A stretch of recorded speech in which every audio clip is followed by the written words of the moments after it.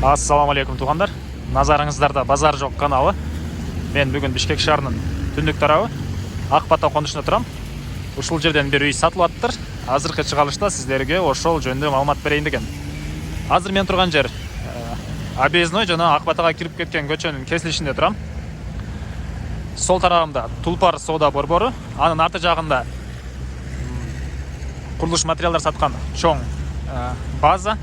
Ылдырагында Акбатанын мал базары да бар экен. Оң тарапта болсо керемет дүкөнү бар экен тугандар. Биздин сатылуучу үйүбүз ушул жерден түз 1,5 километр түндүктү карай басканыбызда сол жакта жайгашкан. Анан чыгыш тарапта Дордой 1 километрдей аралыкта жайгашкан тугандар. Кенен шашпай сиздерге көргөзө берейин. Мына Объездной көчөсү чыгышты карай 1 километрдей басып барсаңыздар Дордойго жетесиздер. Бул жака 185-чи, 117-чи жана дагы бир маршрут каттайт. Ал маршрутка эстен чыгып турат тугандар. Видеону акырына чейин күзөтүп, өз оюңузду комментарийне жазабыз тугандар. Азыр видеонун жүрүшүнө сиздерге калган маалыматтарды да берем. Мынакей тугандар, сатылуучу үйүбүзгө жетип келип калдык. Бул үйдүн көчө тараптан көрүнүшү. Анан видеонун башында сиздерге Акбата деген болчумун. Анан бул конуштун дагы бир аталышы бар экен. Адилет конушу деп койду экен. Акбата конушу экөө бири-бирине жанаша турат. Жармашып турат бири-биринечи. Эми үйүбүздүн адреси Адилет конушунун центральный көчөсү 26-чы үй. Бул жакта мектеп, Акбатанын мектебине барышат. Экөө почти бир эле айыл тугандар. Садик, мечиттер бар. Мечит жакын эле жерде жайгашыптыр. Үйдөн чыксаңыз эле 50 метрдей чыгышты карап бассаңыз мечит жайгашкан. Андан ары свет бар. Сууну үйдүн жанынан араптар чыгарып берген суу бар экен. Ошону колдонсоңуз болот. Мынакей. Анан водопровод менен келген суу азырынча чыга элек экен. Жакынкы жерге чейин келип калган дейт. Азыр курулуш иштери жүрүп атыптыр. Жакынкы аралыкта келет деп айтты үйдүн ээси. Андан ары үйдүн алды тарабына киребиз. Жердин аянты 10 сотук тугандар. Үйүбүз узун туурасы 9га 7 экен. 2 этаж болуп салынган, бышпаган кирпич менен. Сейсмопояс, колонналар куюлуптур. Ошол эле үйдүн чыгыш тарабында узун туурасы 3гө 5тей көрүнгөн отдельный санузел үчүн салынган бөлмө бар экен. Ал блок менен бүтүрүлгөн тугандар. Андан ары эми сиздерге үйдүн ички тараптарын көргөзөйүн. Киргенде эле мына прихожка. Ошол эле жерден сол тарапка кайрылсаңыздар, жана айткан санузел үчүн расчетталынып куюлган бөлмө. Бул блок менен болгон деп айттым. Андан чыгып кайра прихожкага чыгып, оң тарапка кайрылганда дагы бир бөлмө жайгашкан. Толук бүт эле, эмне деп аташты да билбейм тугандар. Может кухня кыласыздар, может башка нерсе. Мына ушундай көрүнүштө ички тарабы шубалган. Мынакей. Батыш тарабынан, анан түндүк тарабынан пластик терезелер орнотулуптур. Андан ары ушул эле жерден биз үйдүн 2-чи этажына чыгабыз.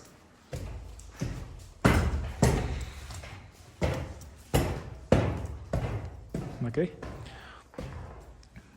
Бул үйдүн 2-чи этажынын көрүнүшү. Ушул даражага чейин бүтүрүлгөн тугандар. Батыш тарабынан, түндүк тарабынан пластик терезелер орнотулуптур. Мынакей. Анан үй ээсинин айтуусуна караганда понедельник жана четверг күндөрү бул жакта чоң улактар болот экен. Бүгүн да четверг болгонуна байланыштуу мына азыркы учурда бул жакта элдер улак ойноп атышат.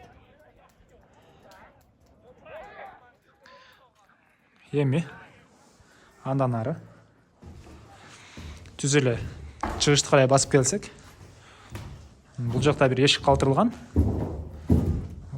Үйдүн ээси санузелдин өйдө тарабына балкон кылам деген ойдо бул эшикти калтырыптыр. Мынакей. Эми андан ары Бұл жақта мал бақсаңызда өте ыңғайлы деп айтты үй иесі. Азыр видеоның жүрішінде да сіздерге көргөзүп маалыматтарын берем. Мен Карелия үйдің қорғасындамын, туғандар. Үйдің батыш тараптарын сіздерге көргөзөйүн. Бұл жақта үйдің тышкы тарабындағы туалет жайгашыптыр.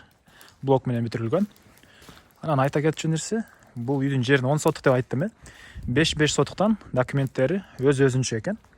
Кааласаңыздар отдельно деле сатып салат экен үй ээси.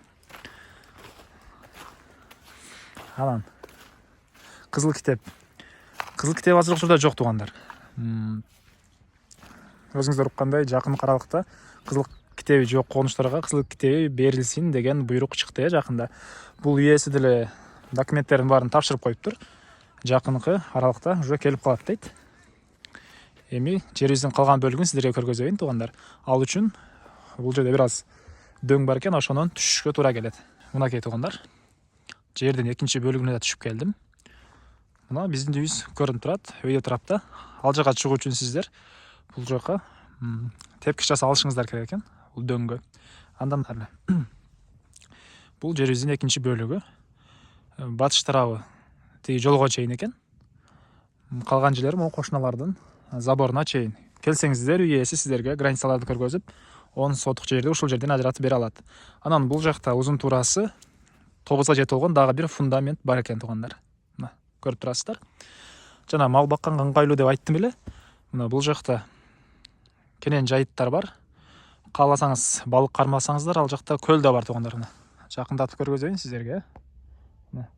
Элдер улап ойноп атышат, ошол жерлерде мал баксаңыз деле болот. Түндүгүрөөк тарабы деле дөң, кенен жайыт экен. Мал бакканга ыңгайлуу деп айтты үй ээси. Келсеңиздер өзүңүздөр дагы өз көзүңүздөр менен көрөсүздөр. Андан ары дагы эмне маалымат калды, тугандар? Баарын эле айттым окшойт, Бул үйүбүздүн баасына $30 000 деп атышат. 10 сотук жер, 2 этаж үй баары болуп $30 000 деп атышат. Сүйлөшүүлөр болот, тугандар. Ээсинин номерини бул жерде экранга жана описанияга калтырам. Бир аз арзанаттуулар болот. Звонок кылып сүйлөшүп көрүңүздөр. Бизде Instagram жана TikTok баракчалары деле бар. Ал жакта ушул үйдүн жана башка Бишкек шаарынан сатылуучу үйлөрдүн кыскача видео, сүрөттөрү, маалыматтар жайгашкан. Ал жака да кирип маалымат алып кетсеңиздер болот. Анан Telegram группабыз бар. Аны үй жерде издесеңиз алат. Ал жакта үй сатуучулар жана үй алуучулар бар. Сиз деле өз үйүңүздү сатсаңыз, сүрөттөрүн жөнөтүп маалыматтарын берип, ошол жака реклама кылсаңыз болот. Эгер сиз үй алсаңыз, биздин YouTube каналда жок, сатылуучу үйлөрдү да кездештирсеңиздер болот, тугандар. Лайк, комментарий жаздыңыздар деген ойдомун. Кийинки чыгарышка чейин саламатта калыңыздар.